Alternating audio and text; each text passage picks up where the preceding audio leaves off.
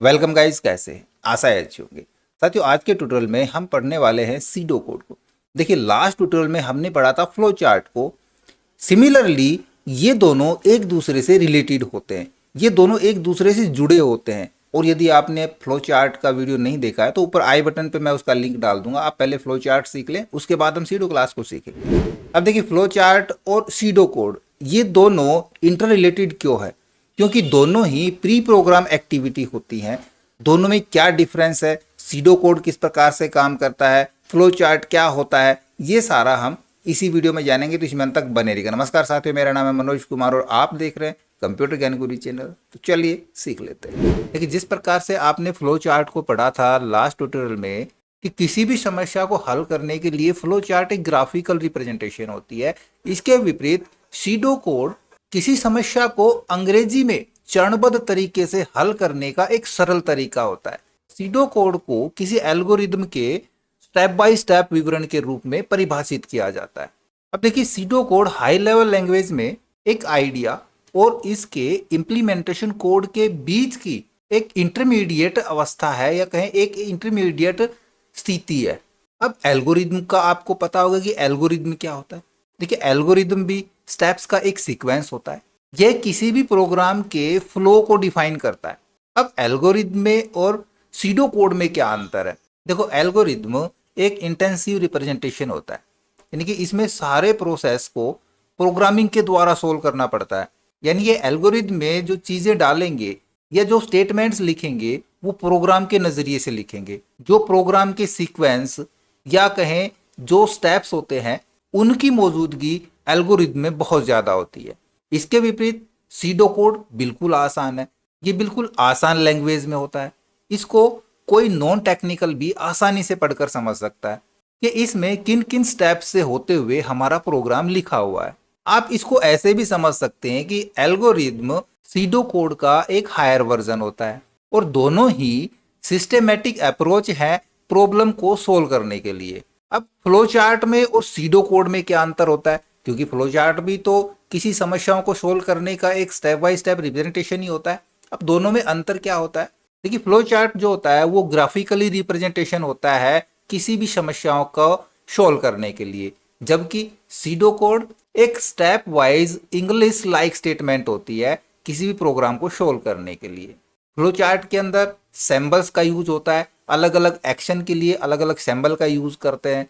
SIDO code के अंदर केवल इंग्लिश स्टेटमेंट होती है जो किसी भी फंक्शनलिटी के लिए लिखी जाती है।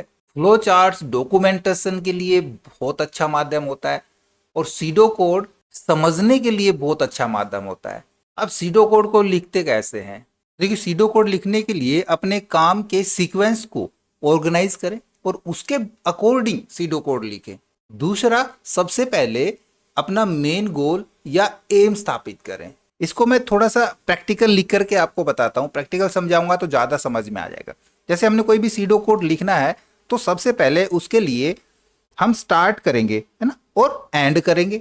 यही तो होगा हमारा कोड, ताकि समझ में आए आसानी से, कोई भी नॉन टेक्निकल बंदा भी आराम से समझ सके कि ये प्रोग्राम क्या कर रहा है।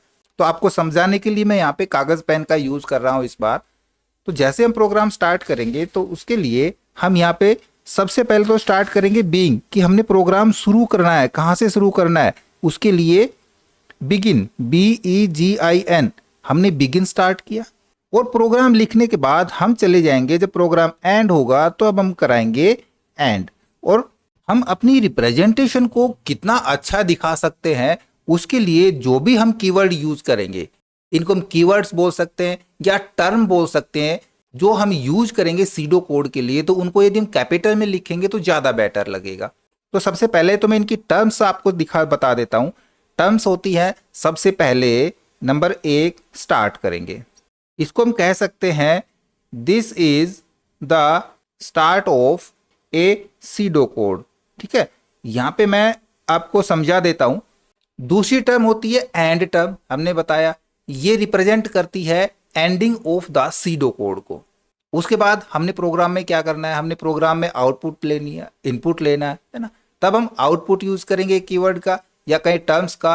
किस लिए करेंगे? टू डिस्प्ले मैसेज या वैल्यूज के लिए। और इनपुट कोई भी वैल्यू एक्सेप्ट करने के लिए फ्रॉम द यूजर। ये 4 टास्क या 4 टर्म्स मेन टर्म्स होती है। इसके बाद प्रोग्रामिंग में इफ स्टेटमेंट आती है, लूप्स आते हैं, उसके लिए हम यूज कर सकते हैं इफ।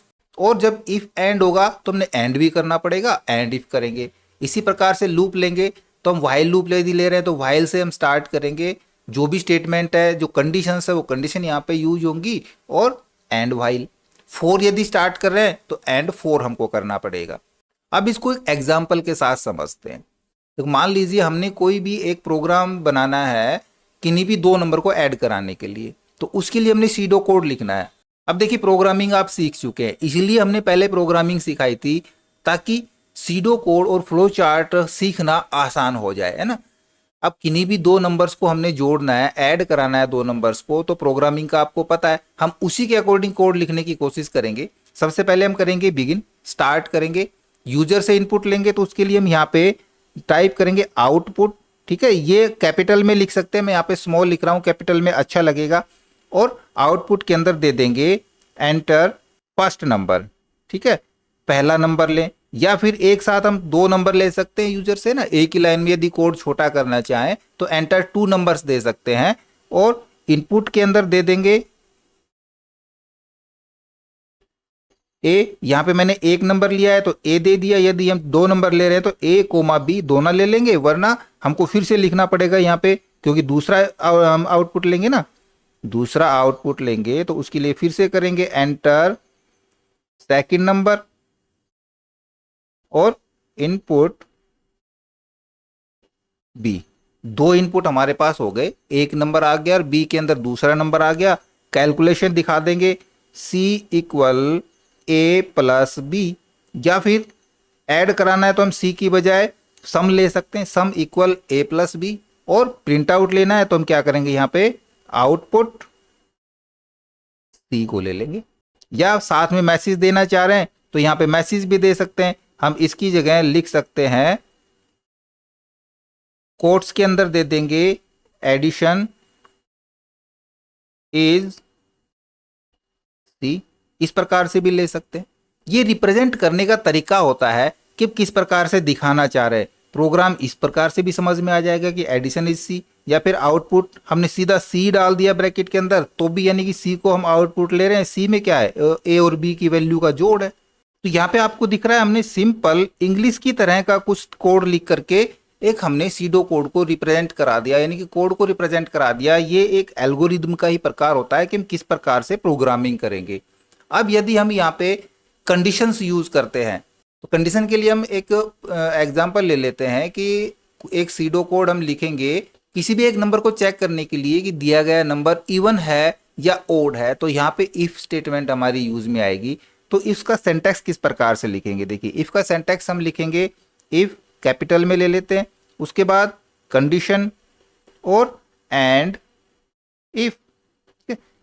फिर जो भी स्टेटमेंट डालनी है हमने वो स्टेटमेंट यहां पे यूज करेंगे।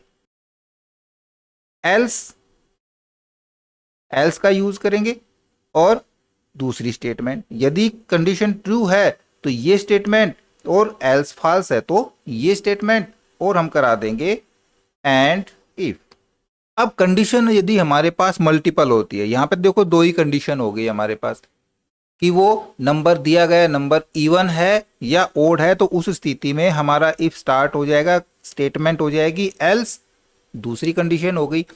और यदि मल्टीपल कंडीशन है कि हमने चेक करना है कि दिया गया नंबर पॉजिटिव है या नेगेटिव है या 0 के बराबर है, तो यहाँ पे मल्टीपल कंडीशन होगी, 2 से ज्यादा कंडीशन।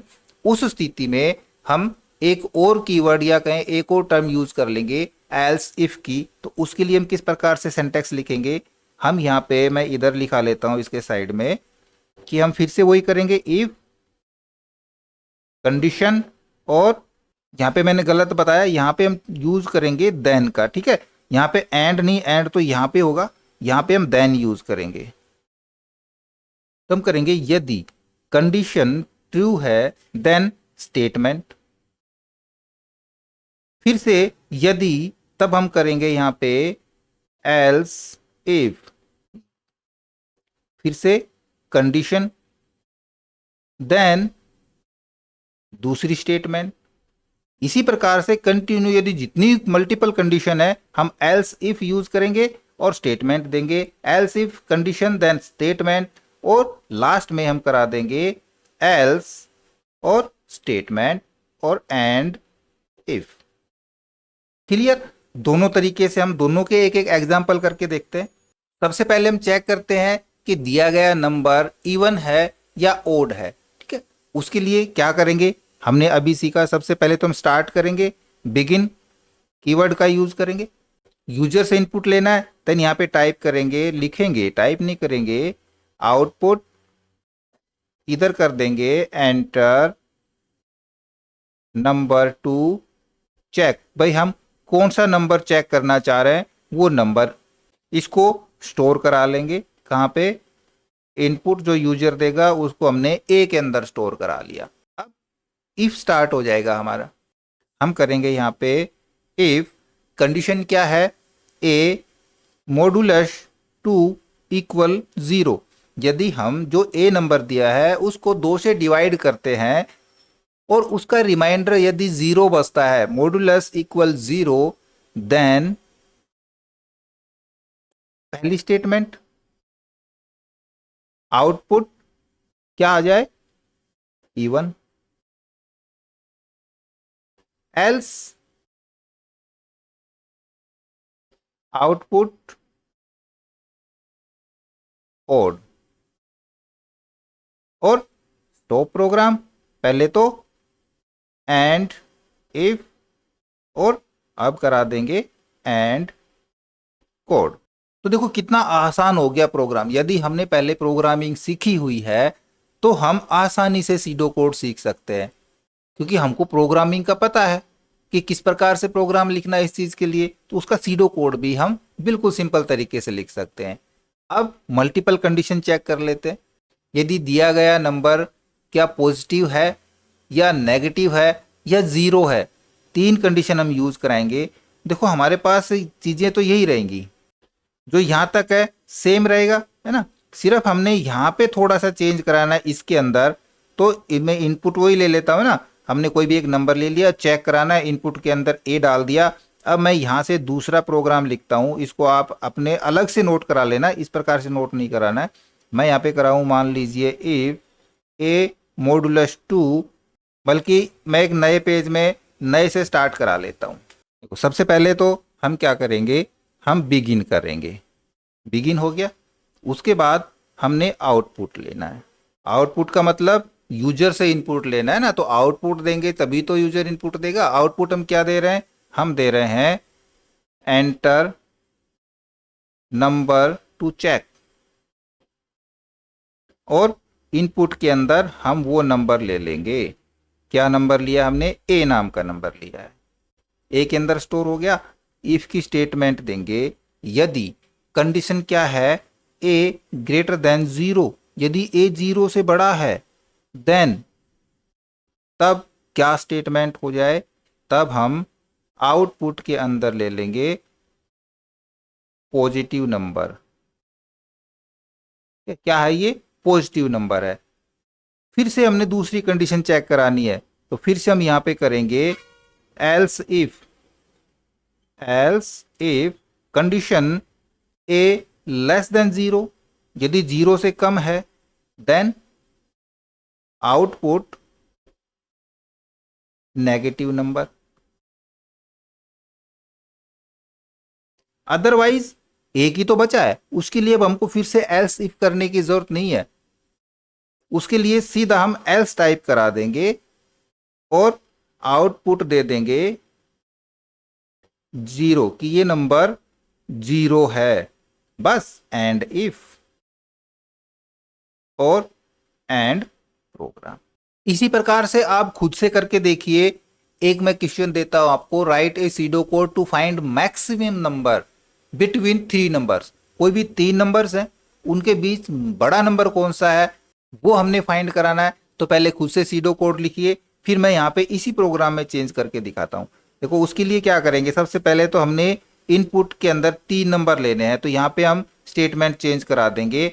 एंटर, यहाँ पे मैं कराता हूँ एंटर 3 नंबर्स, 3 नंबर्स डालिए। इनपुट के अंदर हम ले लेंगे a comma b comma c, 3 number input हो गए। देखो हमारा 2 लाइन में ही कोड सिमट गया। सिंपल सा समझ में आ रहा है, कोई भी समझ सकता है आराम से। कंडीशन में इफ स्टार्ट करेंगे, ब्रैकेट्स लगा दिया मैंने, इसमें कोड नहीं लिख रहे हैं ना, हम तो सिंपल लैंग्वेज लिख रहे हैं इंग्लिश की, तो ब्रैकेट नहीं आएंगे। If A greater than C and A greater than B, यानी कि ए सी से बड़ा है या और ए बी से भी बड़ा है। आप ऐसे भी लिख सकते हैं a greater than b and A greater than c, मैंने यहाँ पे अलग से लिख दिया, कोई फर्क नहीं पड़ता है ना। देन आउटपुट में क्या आ जाए, ए, क्या बड़ा है, ए। अब क्या करें, अब हम करेंगे एल्स इफ स्टार्ट फिर से, और फिर से कंडीशन देंगे कि B greater than C and B greater than A. Then क्या आउटपुट हो जाए, आउटपुट के अंदर आ जाए बी, क्योंकि भाई बी यदि सी से भी बड़ा है और ए से भी बड़ा है तो बी आ जाए। अब एक बच गया सी, उसके लिए फिर से हमको एल्स इफ की जरूरत नहीं है। तो अगर बच गया दोनों ही बड़े नहीं है, यदि ना तो ए बड़ा है ना बी बड़ा है, तो क्या बड़ा है, सी है, तो else output C. That's all, इतना ही था। एंड इफ और एंड, दोनों प्रोग्राम क्लियर। ऐसे ही आप मल्टीपल प्रोग्राम क्रिएट करके देखना है। जितने भी हमने प्रोग्रामिंग सीखी थी उनके लिए सीडो कोड लिख के थोड़ी सी प्रैक्टिस जरूर करनी है, ठीक है। अब हम थोड़ा सा और आगे बढ़ते हैं। अब हम चलते हैं लूपिंग के ऊपर। हम व्हाइल लूप को भी सीखेंगे, फॉर लूप को भी सीखेंगे। अब लूपिंग के लिए भी हम उसी प्रकार से कीवर्ड सेट करेंगे। हमने एक टर्म्स बनाई व्हाइल के नाम की, किस लिए यूज कर रहे हैं व्हाइल को, it is used for looping, हम लूपिंग के लिए इसको यूज कर रहे हैं। इसका सिंटैक्स देखिए, हम टाइप करेंगे व्हाइल, देंगे यहाँ पे कंडीशन और देन कि जब तक ये कंडीशन, व्हाइल का मतलब जब तक कंडीशन ट्रू होती है तब तक, देन स्टेटमेंट और एंड व्हाइल। सिंपल था। लूपिंग किस लिए यूज करते हैं, यदि हमने एक ही चीज बार बार रन करानी है तब हम उसके लिए लूपिंग का यूज करते हैं। अभी मान लीजिए हम एक एग्जांपल देखें कि हमने 1 से 10 तक के नंबर लिखने हैं, 1 to 10 प्रिंट कराने हैं, तो उसके लिए हम किस प्रकार से सीडो कोड लिखेंगे। देखो सिंपल सा एक एग्जांपल मैं आपको बताता हूं, आप मल्टीपल एग्जाम कर सकते हैं। हम यहाँ पे करेंगे बिगिन, लूप चलाएंगे। कोई भी वेरिएबल को यदि हमने चलाना है तो सबसे पहले हम सेट कराएंगे आई को, हमने कितने पे सेट करा दिया, 1 पे सेट करा दिया आई को, ठीक है। ये 1 है, ये आई हमारा 1 पे सेट हो गया। लूप चलाएंगे व्हाइल जब तक क्या हो, आई लेस देन इक्वल 10, आई जब तक 10 या 10 से कम है तब तक क्या हो, आउटपुट आई। और आई को हमने फिर एक एक बढ़ाना भी है, स्टेप बढ़ाने एक एक। देन यहाँ पे करेंगे i equal i plus 1 and while और एंड प्रोग्राम। को सिंपल सा है, क्या आ रहा है यहाँ पे, हो रहा है प्रोग्राम स्टार्ट हुआ, आई को सेट करा लिया 0 के ऊपर, सॉरी 1 के ऊपर सेट कराया, 1 से हमने 10 तक काउंट कराना है। व्हाइल जब तक आई 1 पे है, लेस देन इक्वल 10 तक रहे, यानी कि अब क्या है, आई 1 है तो 10 से कम या उसके बराबर है, बिल्कुल है, तो क्या होगा, आउटपुट आई 1 प्रिंट हो जाएगा। फिर से आई 1 इंक्रीज होकर के वापस कंडीशन के पास जा रहा है, यहाँ पे कंडीशन चेक हो रही है, 2 हो गया आई, क्या आई 2 है वो 10 से कम या उसके बराबर है, बिल्कुल है, तो फिर से आउटपुट प्रिंट हो गया 2। फिर से ये ऊपर जाएगा 1 इंक्रीज होके, तो ये कब तक जाएगा, जब तक यहाँ पे आई की वैल्यू 10 है तब तक ये चलेगा, और ये हमारा कंटिन्यू 10 तक प्रिंट हो जाएगा। और जैसे ही आई की वैल्यू 11 हुई तो 11 क्या है, 10 से कम या उसके बराबर नहीं है, तो नहीं है तो एंड व्हाइल और एंड प्रोग्राम। अब इसी प्रोग्राम में एक और प्रोग्राम एडिट करके देखो कि हमने 1 से 10 तक तो प्रिंट करा लिए नंबर, हमने क्या करना है, 1 से 10 तक जो नंबर हैं इन सभी को सम कराना है, 1 जमा 2 जमा जमा जमा, इस प्रकार से, जैसे 2 और 1 3, 3 6 और 4 10, इस प्रकार से हमने सभी को सम कराना है।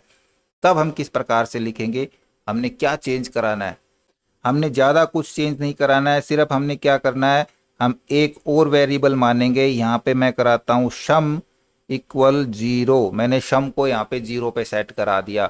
और जो आउटपुट है, अब आउटपुट आई को नहीं लेंगे क्योंकि हमने एक और वेरिएबल ले लिया सम नाम का। तो आउटपुट के अंदर हम क्या कराएंगे, हम यहाँ पे कराएंगे सम इक्वल सम प्लस आई। सम कितना है, 0 है। यहाँ पे आया क्या, आई हमारा 1 पे सेट है। आई क्या आई 10 से कम या उसके बराबर है, बिल्कुल कम है। तो सम क्या हो गया, सम हमारा 0 है, 0 बराबर 0 प्लस 1, आई की वैल्यू 1 है ना, तो कितना हो गया सम, 1 हो गया। फिर से ये 1 इंक्रीज हुआ, ऊपर गया, आई की वैल्यू 2 हो गई। क्या 2 10 से कम उसके बराबर है, बिल्कुल है। तो फिर नीचे आ गया यहाँ पे, इस बार यहाँ पे आ रहा है, सम की वैल्यू कितनी थी, 1 बराबर कितनी हो गई, 1 जमा 2, क्योंकि अगला आई 2 हो चुका है तो कितना हो जाएगा, 3। फिर से आई 1 इंक्रीज हुआ, 3 हो गया, क्या उससे कम है, बिल्कुल कम है। तो फिर आगे स्टेटमेंट पे आ जाएगा, सम की वैल्यू कितनी है, 3। तो 3 जमा 3 6, और ये कब तक चलेगा, लेस देन 10 तक चलेगा। और जब तक ये चलेगा हमारा टोटल यहाँ पे हो चुका होगा। जो टोटल आएगा अब उसको हमने प्रिंट लेना है, तो एंड वाइल यहाँ पे हो गया। अब इस जगह पे आकर के हम करेंगे आउटपुट, किसको आउटपुट लेना है हमने, सम को आउटपुट ले लेना है, क्योंकि सम की वैल्यू ही तो आउट सी है, वही तो प्रिंट कराना है हमने। और एंड प्रोग्राम। अब इसी में थोड़ा सा हम और चेंज करें। अभी तो हमने कितना किया था, 1 to 10। यदि हमने 1 to 10 नंबर प्रिंट नहीं करने हैं या 1 to 10 सम नहीं कराना है, हम यूजर से इनपुट ले रहे हैं, तब सिर्फ सेम प्रोग्राम रहेगा। यूजर क्या इनपुट देता है, हमने उस इनपुट तक सम कराना है या उस इनपुट तक हमने नंबर प्रिंट कराने हैं। हम यहाँ पे शुरू करेंगे बिगिन को, और सेट से पहले हम आउटपुट देंगे एक एंटर नंबर। ठीक है, जो यूजर एंटर देगा नंबर, उसको हम करा लेंगे इनपुट किसी भी एक के अंदर, एन के अंदर हमने इसको इनपुट करा लिया।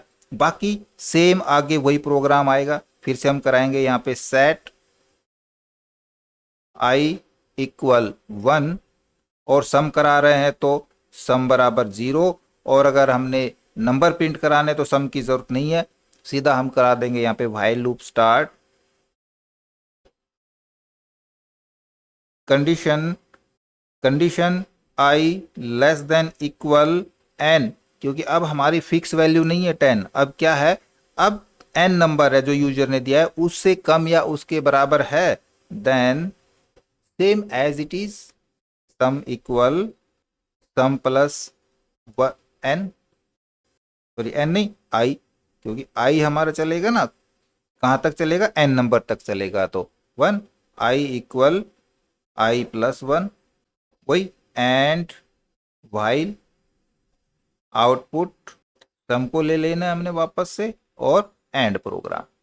अब इसी प्रकार आप करके देखना, मैं एग्जांपल देता हूं कि हमने सम कराना है डिजिट्स को। तो उसके लिए पहले आप लिख करके देखो सीडो कोड, और फिर मैं यहाँ पे स्क्रीन पे आपको इसका कोड दिखाता हूँ।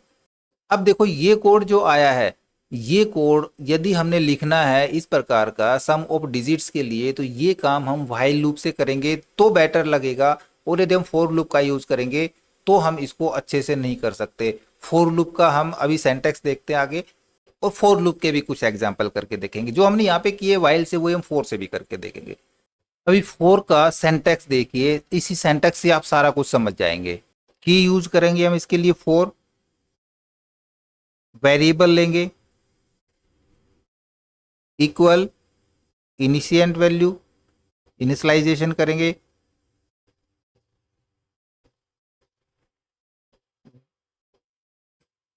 जो इनिशियलाइजेशन है वहां से कहां तक, टू एंड वैल्यू और स्टेप वैल्यू, और करेंगे इसको डू। अब देखो ये थोड़ा सा लंबा दिख रहा होगा आपको, है ना, बड़ा सिंटैक्स हो गया, लेकिन व्हाइल से ज़्यादा सरल है। किस प्रकार से है? हमने कर लिया यहाँ पे फोर, हमारी स्टेटमेंट सारी कंडीशंस हो गई, डू करेंगे और यहाँ पे हम डालेंगे स्टेटमेंट और उसी प्रकार से एंड फोर करा देंगे।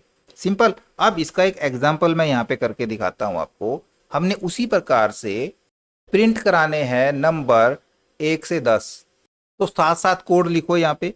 मैं यहाँ पे कराता हूँ बिगिन, स्टार्ट हमने कराया, 4 स्टार्ट करेंगे। अब देखो व्हाइल में क्या था, व्हाइल में हमने पहले सेट किया था, है ना, लेकिन यहाँ पे 4 के अंदर ही सेट है। देखो वेरिएबल यहीं पे दे रखा है तो हम यहीं पे करेंगे। हमने कराना है i इक्वल 1, ठीक है। ये हो गया हमारा इनिशियलाइजेशन। वेरिएबल i हो गया इक्वल बराबर हो गया 1 के। 2 कहाँ तक चले, 10 तक। तो देखो कितना स्मॉल, कितना शॉर्ट हो गया। हमने यहीं पे वेरिएबल भी ले लिया और इनिशियलाइजेशन इसको सेट करा दिया 1 पे, 2 10 तक ये चले और देन स्टेप, कितने स्टेप पे, 1 1 के स्टेप पे, है ना। हमने 1 फिर 2 फिर 3 फिर 4 इस प्रकार से हमने नंबर प्रिंट कराने हैं, तो एक एक के स्टेप पे चले और करा देंगे डू। बस आउटपुट क्या ले लेंगे, आउटपुट हम आई को ले लेंगे एंड 4 और एंड प्रोग्राम। अब इसी में हमने 1 से 10 तक के नंबर्स को सम कराना है, जैसे हमने व्हाइल से कराया था इसी प्रकार से फटाफट करा के देखो। अब देखो मैं आपको यहाँ पे बताता हूँ क्या किया आपने। आपने बिगिन किया, आपने सेट किया किसको, सम को हमने सेट करा लिया 0 पे, क्योंकि सम हमने अलग से लेना पड़ेगा। हम कराएंगे start 4 i equal 1 to 10 step 1 का और डू, इतना किया आपने। उसके बाद हम लेंगे यहाँ पे सम इक्वल सम प्लस आई, बस हो गया। एंड 4 यहाँ पे कर देंगे आउटपुट सम और एंड प्रोग्राम। बस इसी प्रकार से तो हमने करना है। अब मैं नहीं बताऊंगा, आपने करना है। ये चीज मेरे को कमेंट में लिख करके बतानी है। हम सम कराना चाह रहे हैं फ्रॉम 1 टू n नंबर। हम यूजर जो नंबर देगा इनपुट n नंबर तक हमने सम कराना है। तो इसके लिए आप मेरे को कमेंट्स में लिख करके बताएं कि आपने क्या लिखा है। अब देखिए एग्जाम में अक्सर जो पूछा जाता है वो थोड़े से कठिन क्वेश्चन हम यहाँ पे देखते हैं। जैसे कि हमने लास्ट वीडियो में फ्लो चार्ट में किया था प्राइम नंबर और फैक्टोरियल का, है ना। तो दोनों सेम ही होंगे, लिखने का तरीका सिर्फ अलग अलग है। वहाँ पे हम अलग अलग सिंबल्स का यूज करते हैं उसको रिप्रेजेंट कराने के लिए, और यहाँ पे हम सिंपल इंग्लिश लैंग्वेज तरफ तरीके की लिखेंगे। तो हमने चेक कराना है कि दिया गया नंबर प्राइम नंबर है या नहीं है। अब प्राइम नंबर क्या होता है ये आपको पता है कि वो नंबर जिनके 2 फैक्टर होते हैं, जिनको हम डिवाइड करें तो या तो वो 1 से डिवाइड होते हैं या खुद से डिवाइड होते हैं, उनके 2 ही फैक्टर होते हैं। इस प्रकार के नंबर कौन से हैं, वो नंबर प्राइम है या नहीं है, उसके लिए हम यहाँ पे मल्टीपल टर्म्स का यूज करने वाले हैं। अब मल्टीपल टर्म्स मतलब हम यहाँ पे लूप भी यूज करेंगे और इफ भी यूज करेंगे, है ना। दोनों चीजें हम दोनों टर्म्स यहाँ पे यूज करने वाले हैं। तो सिंपली इसको देखना, फिर आपने फैक्टोरियल का बनाना है। हम क्या करें, यहाँ पे सबसे पहले करेंगे बिगिन। साथ साथ बना रहे हो आप, ठीक है, बनाते रहो। लेंगे आउटपुट एंटर नंबर, जो नंबर दिया इनपुट ने, यूजर ने, इनपुट कह रहा हूं, एन नंबर दिया यूजर ने। हमने एक सेट कराना पड़ेगा, कोई भी एक काउंट नाम का वेरिएबल लेंगे और उसको हम सेट करा देते हैं 0 पे। यदि काउंटिंग हमारी 2 हो जाती है ना, तो 2 हो जाती है तो क्या है, वो प्राइम नंबर है, क्योंकि प्राइम नंबर के ही 2 फैक्टर होते हैं। यदि इससे ज्यादा फैक्टर आते हैं या फैक्टर 0 ही रह जाता है तो वो हमारा प्राइम नंबर नहीं है। तो हम काउंट को यहाँ पे बढ़ाएंगे, तो काउंट जैसे ही 2 हो जाएगा, काउंट जिसका भी 2 मिलेगा वो प्राइम नंबर होगा। यूज करेंगे 4 का, आई को सेट कराएंगे 1 पे, कहाँ तक चलाना है, टू n नंबर तक, हमने n तक इसको चलाना है।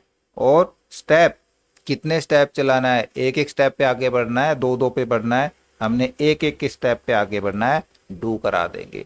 अब इफ स्टार्ट करेंगे, यदि कंडीशन क्या है हमारी, जो n नंबर मॉडुलस आई से डिवाइड कराएंगे, आई यदि एक है तो गिवन नंबर एक से डिवाइड होगा। हम चेक कराना चाह रहे हैं, मान लीजिए 5 को, यूजर ने दिया 5 नंबर, तो n में कितना है, 5 नंबर है। यदि n मॉडुलस आई कितना है, एक पे सेट किया है हमने आई, तो 5 को 1 से डिवाइड करेंगे तो मॉडुलस 0 आ रहा है, बिल्कुल मॉडुलस 0 आ रहा है। देन क्या हो जाए आउटपुट,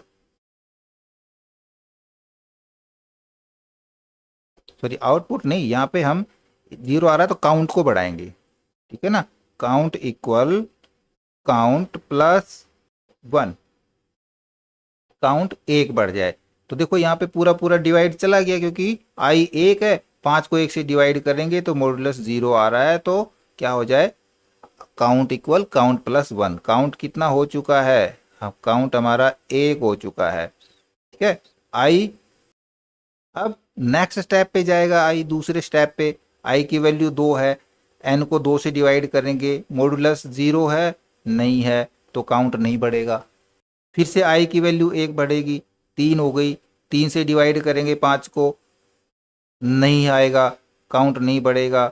4 से, फिर लास्ट में 5 से करेंगे तो फिर मॉडुलस 0 हो जाएगा। देन काउंट की वैल्यू बढ़ के एक और हो जाएगी 2, काउंट एक और प्लस हो जाएगा। फिर ऊपर गए 6 हो गया, तो क्या है यहाँ पे देखो, तो आई 6 हो गया, तो 1 से एन तो 5 पे ही सेट है, तो नहीं चलेगा, यहाँ से टर्मिनेट हो जाएगा लूप। तो हम यहाँ पे पहले तो करा देंगे एंड इफ को। यहाँ तक क्या हो चुका है हमारा, यहाँ तक हमारी काउंट की वैल्यू 2 जुड़ चुकी है। और यदि कोई दूसरी वैल्यू लेते, 6 ले रखी होती, तो काउंट की वैल्यू कितनी हो जाती, काउंट की वैल्यू 4 हो जाती, क्योंकि 6 हमारा 1 से भी डिवाइड हो रहा है, 2 से भी हो रहा है, 3 से भी हो रहा है, 6 से भी हो रहा है ना, तो काउंट की वैल्यू 4 हो जाती। लूप का काम यहाँ पे खत्म। एंड 4, अब हमने जो आउटपुट लेना है, जो प्रिंट लेना है, उसके लिए फिर से हम करेंगे, यदि कंडीशन क्या है इस बार, काउंट हमारा इक्वल टू, क्या काउंट 2 के बराबर है, यदि काउंट 2 के बराबर है, देन अब यहां पे होगा आउटपुट प्राइम नंबर। यदि ये 2 के बराबर है, काउंट जितना भी हुआ 2 के बराबर है, तो prime number, else output not prime. That's all. And if और एंड, खत्म काम। इसी प्रकार से आपने फैक्टोरियल वैल्यू निकालनी है। आप हमारा लास्ट वीडियो जरूर देख सकते हैं कि फैक्टोरियल किस प्रकार से कैलकुलेट करेंगे। और यदि आपने कोडिंग सीखी हुई है, हमने कोडिंग पहले बताई थी, सारे प्रोग्राम हमने बताए हुए हैं, यदि आपने प्रोग्राम देखे तो आपको पता होगा कि हम फैक्टोरियल मान किस प्रकार से निकालते हैं। उसी प्रकार से आप उसका सीडो कोड यहाँ पे लिख करके देखें। आई होप वीडियो आपको जरूर अच्छा लगा होगा। इसी प्रकार अच्छे अच्छे वीडियो देखते रहने के लिए लगातार हमारे साथ बने रहे। हमारे वीडियोस को ज़्यादा से ज़्यादा हम दोस्तों में शेयर करें, में लाइक करें, और यदि नए हैं हमारे चैनल पे तो हम सब्सक्राइब जरूर करें।